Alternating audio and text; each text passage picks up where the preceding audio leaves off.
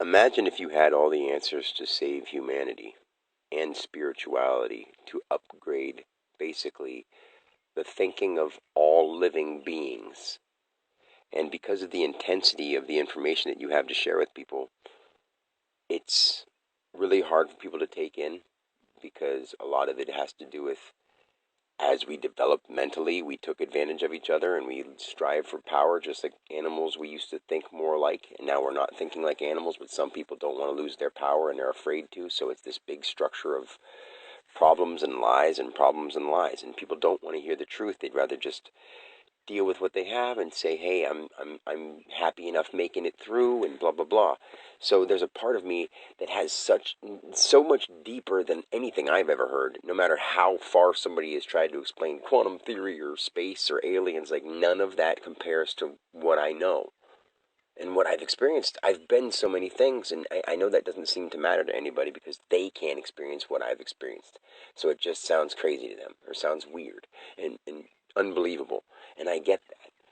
So the truth that I really do have to tell people, honestly, I want to just say the hell with it and work on trying to get my family together and work on my kids, and that's a selfish thing to do because I know on the whole, doing what I'm doing, the message that I truly have to share will help not just my kids but the whole world. And at this point in time, my kids are too young or too naive to understand or even want to strive to understand reality of true spirit and true consciousness and all that kind of stuff because it has been presented to them in so many stupid ways through church and religion and just ideas on TV and ridiculed and made fun of. Everybody, not just my kids, but everyone has been totally turned away from or misled. So people don't want to hear the truth, and even if it starts to resonate with them, it makes them feel scared because that it makes their whole life a lie. And I get that. So in order to tell people the truth, I have to do something I completely don't really want to do as a person, but I have to do as a being because I know how much it helps, and I know what the truth really means. And if you can be brave enough to tell the truth, you have to. So I have to.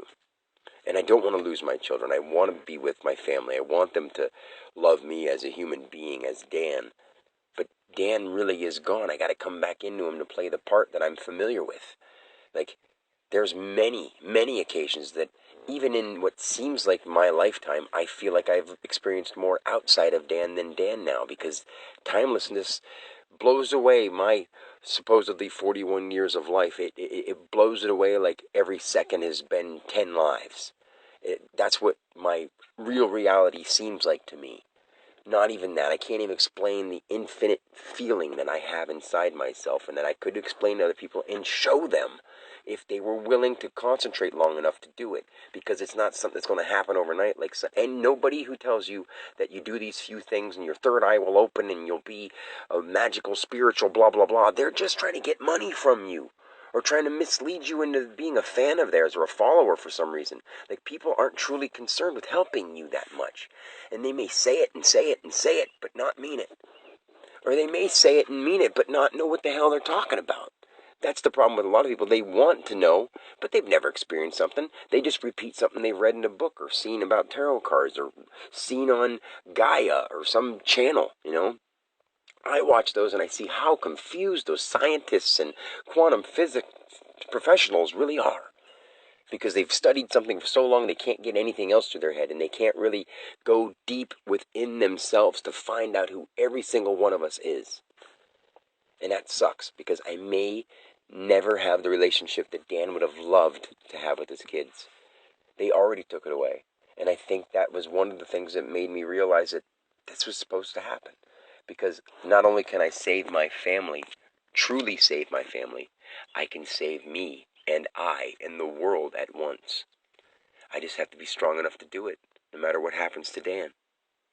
And I'm ready for that. I love my kids, and I love the world. I love God. Until next time, peace.